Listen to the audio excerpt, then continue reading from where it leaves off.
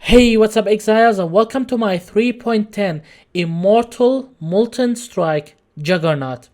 Now, this is a build that simply cannot die, even if you wanted to, and it's one of the tankiest builds, if not the tankiest build I have ever played in my entire life. Not only it's almost immune to physical damage, like completely immune, it's also immune to too many other things thanks to our 11 endurance charges, and it also has a decent amount of damage for a post-nerfed Molten Strike. So what's this build all about? Let's go to the Juggernaut Ascendancy. It's basically a build that's based solely around endurance charges, and unlike other Juggernaut builds, this one does not look at endurance charges as an added extra layer of defense. Endurance charges here are like everything. They are your damage, your survivability, they are everything. And when I get to the itemization section, I will show you where we get our damage. But for now, the Juggernaut Ascendancy and the passive tree will show you how we get lots of added defense from our endurance charges. So, start with Unflinching. This one gives you the free endurance charges if you have been hit recently, every second. So, with this node, you will have your maximum number of endurance charges all the time. Next, you go for Unrelenting. Usually don't go for this immediately, but you will go for this one now because this build is all around endurance charges. Unless you're having problem with accuracy rating while leveling, then go for Undeniable second or maybe even first. It really depends if you need accuracy rating or not. Maybe you got enough accuracy on your leveling item, so you don't need to take this one early on. But if you do, then just take it for the accuracy. But as I said, you take Unrelenting. This one allows you endurance charges to give you, in addition to the 4% phys damage reduction and the 4% to elemental resistance bonus, that will give you 1% additional physical damage reduction and 8% reduced elemental damage taken at maximum endurance charges, and plus 4% chaos resistance. And that's good because the more endurance charges you have, the less you have to invest into chaos resistance. Finally, you have Unbreakable. Just like a huge amount of an added extra defensive layer against physical damage. It gives you life regen, 5 reduced damage taken across the board, and it allows you to heal every second based on 1.5 of the physical damage reduced prevented in the past 10 seconds. And yeah, that's basically the entire Juggernaut Ascendancy, lots of physical defense and endurance charge scaling. Now, let's go to the passive tree. We got lots of life, we got armor and elemental resistances, damage with one-handed weapons, we got a jewel socket. Take every endurance charge node you have on the tree, this one, and this one. And yeah, that's basically will give you the maximum number of endurance charges you can possibly have from the entire Path of Exile passive tree, including this specific Ascendancy, because this is the only Ascendancy that gives you free +1 endurance charge. So you get +4 from the tree plus the Ascendancy, in addition to the 3 you already have, that's 7 endurance charges. So going back to the passive tree, we have Soul of Steel in addition to the armor nodes next to it. We have Iron Grip. This one allows the bonus physical damage increase from your strength attribute to count for the projectile attacks as well. And this works for us. Although Molten Strike is a fire skill, we are converting our physical damage to fire, and this one allows melee physical damage to apply to projectile physical damage attacks, and when that happens, the bonus will be converted to fire, and that's how we benefit from this node for our fire-based Molten Strike. We have Lava Lash over here for fire penetration with attacks and increased fire damage with attacks. We have Life, more life, Jewel Socket with Wildfire Jewel in it, with immunity to corrupted blood, because why not? We got up, we have these 2 clusters for the life regen. I will tell you why you need life regen later. One of the items that we are using, just like deals heavy self-damage to us, but we need it for the bonuses it gives, so we need life regen to combat the self-damage we inflict on ourselves. Something similar to Righteous Fire, but not Righteous Fire. Go top to the Templar side of the tree, like every other elemental life build. They all go to the Templar side of the tree, because it's a broken side. Take the life node over here. Take Holy Dominion and Divine Fervor. And we have a Jewel Socket. Go top, take Elemental Overload, because crits are useless for Molten Strike. They're not useless, they are very inefficient. Finally, go to the Gladiator Slayer side of the tree. Take the Bravery, Master of the Arena, and Art of the Gladiator. You know, just like the generic notables that you take with every build that goes to the Slayer side of the tree. And yeah, that's basically it. For normal jewels, you have life, increased attack speed, and or attack damage with maces and scepters. We're using double mace scepter as our main double one-handed weapon, dual wielding. And you need elemental resistances. And yeah, that basically all my normal jewels. I have resistances, life, damage, and or attack speed with maces and scepters. I will get to the Watcher's Eye later. But yeah, that's basically the entire passive tree for this build. Let's go over items now. Now I think most of you understood why this build loves endurance charges. We are dual wielding Nebulak Nightmare Mace. Now this one is a very interesting item that I've never actually used before making this build. It gives you like lots of bonuses based on your how many active endurance charges you have. So you get 5 to 8 physical damage per active endurance charge. We have 11 in this build, which by the way I didn't go over where I get the last 3 or even 4 endurance charges. I get a +1 from every ring. I have double Cam's Way. It's the upgraded version of Cam's Sign. It gives you the life regen compared to the non-upgraded version per endurance charge. We have 11 endurance charges, so every ring gives us like 4.4 of our maximum life regen per second. And we have +1 from our unique boot, Death's Door. This is your best in slot option solely for the +1 maximum endurance charges it gives. It has no life, sadly, but it has strength roll, which converts into some life. And finally, I have a corrupted Cyclopean Coil with +1 maximum endurance charge corruption. It's not difficult to get a build like this with this corruption, but unless you have to compromise on your roll on the maxed increased attributes.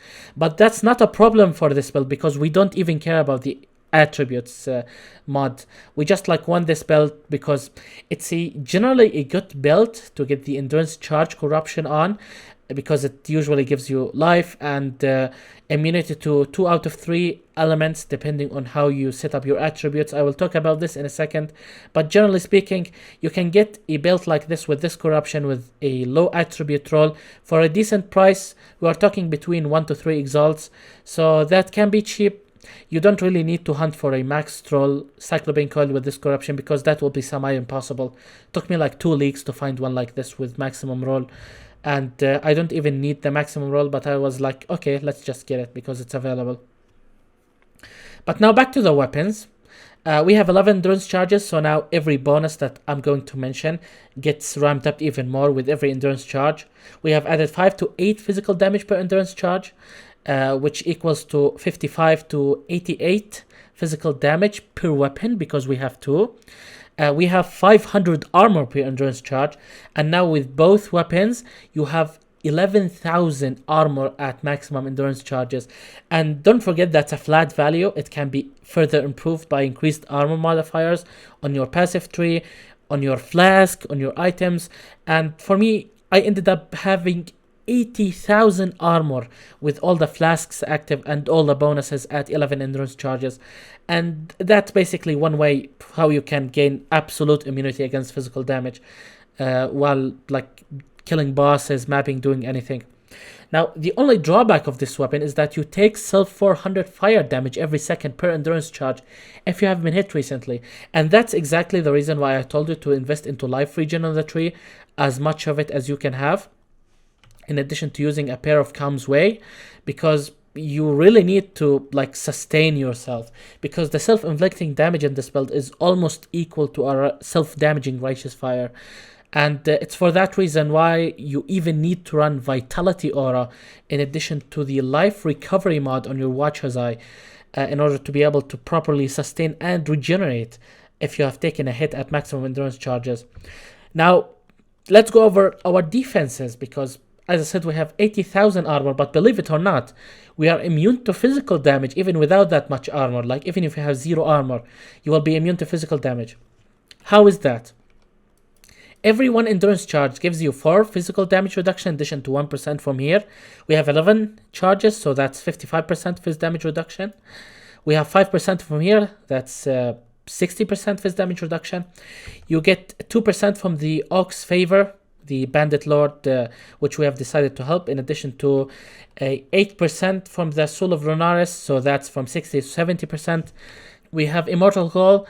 At 11 endurance charges, you are going to have 1 second base duration, and that will be increased to 3.2 seconds of 33% reduced damage taken from physical and elemental sources. So, as I said, we have already stopped at 60%, even 70%. So now you will be at 100% phys damage reduction. And by the way, that's not including your armor. So that's how you can basically be immune to physical damage in this build.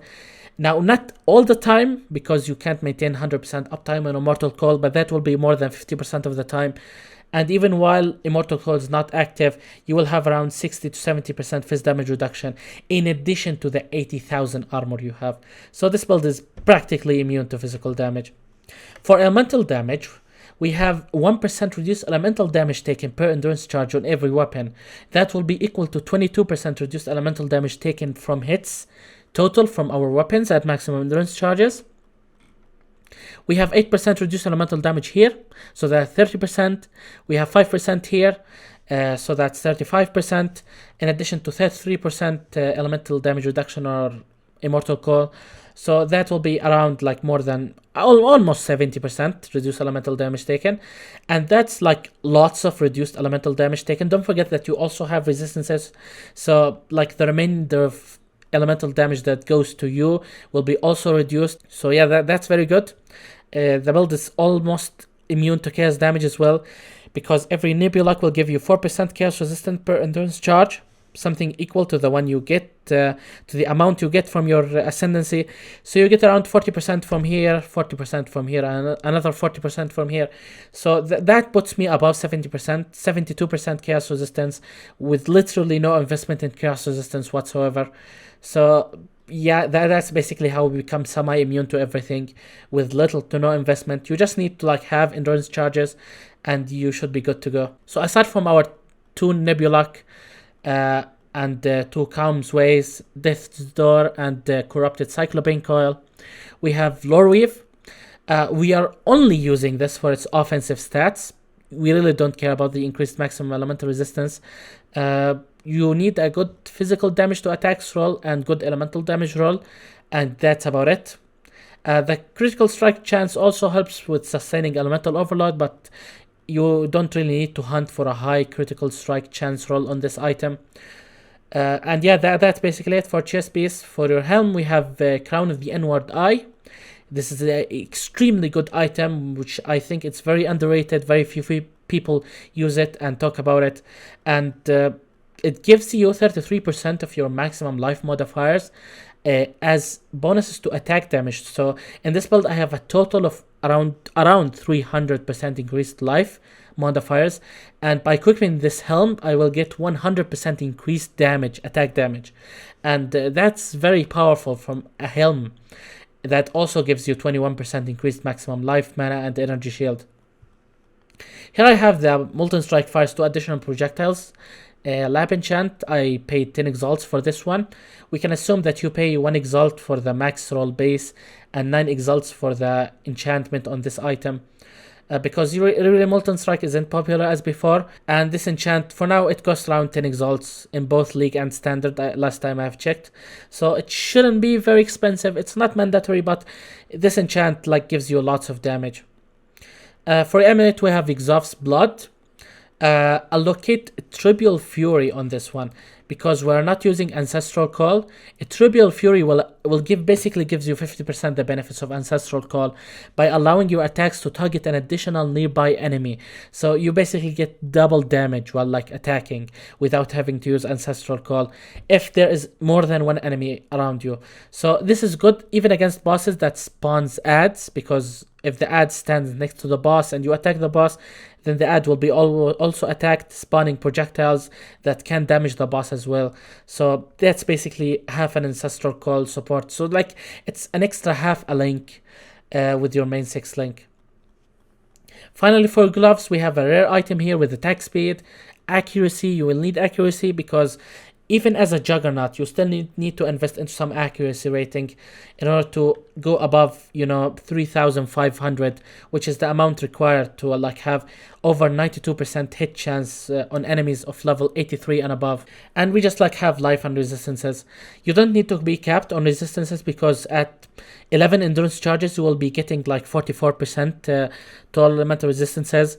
And that will more than cap you, so don't really worry about investing into like 90 or even 100 elemental resistances because you will get lots of elemental resistances once you gain up to your maximum number of endurance charges. So yeah, don't worry a lot about that. So again, Molten Strike, we have Inspiration, Rage support. I have Combustion support.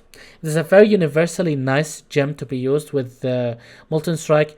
It applies almost negative 20 fire resistance to anything ignited by Molten Strike.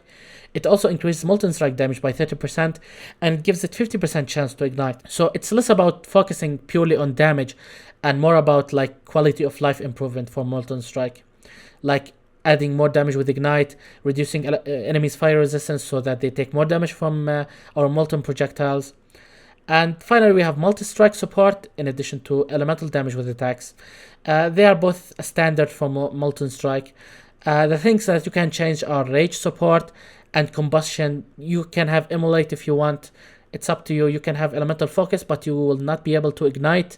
So keep that in mind. Next, for our aura setup, we have level 4 Enlighten linked with Herald of Purity. We have Anger and we have Vitality. As I said, you need Vitality so that you can run a life recovery mod on your Watcher's Eye. This will help you further combat the self-damage inflicted by your double nebula. And yeah, that's basically it for your aura setup. We have a movement skill setup over here with Leap Slam linked with Fortify and faster attacks. So, just like a generic Leap Slam setup. Here we have Blood Rage, faster casting linked with Portal. In our boots we have Summon Stone Golem and Holy Relic linked with the Immortal Call and Cast when damage taken. This one will activate all of them basically once you take damage equal to 3000 life unit. And finally, in your gloves we have a Blood Magic setup linked with level 1 Precision, Flammability and Clarity. And yeah, that's basically it for your gem links. For your flasks, we have a Quicksilver Flask with increased movement speed, immunity to curses, and increased duration. A Silver Flask for the 40% increased damage, and it has increased movement speed. We have a Granite Flask for even more armor, and increased armor for even more armor. We have Cinder Swallow Urn. This one will basically makes you an immortal as long as you kill stuff. And we have crafted life regen to further sustain the self-inflicting damage by our Nebulux. We have Dying Sun for the 2 extra projectiles fired by Molten Strike, in addition to slightly increased area of effect, which will allow them to hit like further away from their landing location, basically like increasing your clearing potential. And yeah, that was it for your flasks. For Pantheons, we have the Soul of Lunaris, and we have the Soul of Shakari for the immunity to poison. As I said, we are immune to too many things in this build. We are immune to physical damage. We're immune to like 50% of incoming elemental damage most of the time. We are immune to both alignments. As I said, I will go over this one now. Now, this build will give you immunity to freeze. You can't be frozen if dexterity is higher than intelligence. You can't be shocked if intelligence is higher than strength, and you can be ignited if strength is higher than dexterity. So here's what I decided to do. I decided to make intelligence my lowest attribute, so that now dexterity is higher than it, so that now I can't be frozen, and strength is higher than dexterity, so now I can't be ignited. I'm now immune to the 2 of the most annoying elements, which are freeze and ignite. Now we can still be shocked, but like only the Eradicator boss can like effectively shock you, and you don't like fight that one every day, so it's not really important. Shock is not an annoying element like freeze and ignite, so you know. And with immunity to poison, now there is really not much damage over time that can be inflicted on you. And yeah, we also have immunity to corrupted blood over here, so literally you can be inflicted by damage over time. Even bleed, you can't bleed because of the mod on your boots. And yeah, that's basically it. We are immune to too many things aside from physical damage and almost chaos and elemental damage, and you can basically face tank everything. For bandits, we have decided to help Orc to be even more tanky, and for that 1% life regen. And again, for Watcher's Eye, you have life recovery while affected by vitality, and Fizz as Fire while affected by anger, because this is the most efficient damage mod to have with anger. You could have fire penetration. You could have, I don't know, you could have Fist of Fire conversion if you still don't have your Exhaust Blood amulet, because this one gives you Avatar of Fire, which converts 50% of all your damage into fire. And the gem itself converts the other 50%, so now you have 100% fire damage. Thank you all for watching. If you have enjoyed this build guide, make sure to like, subscribe, all that good stuff. And yeah, I will see you all in the next video.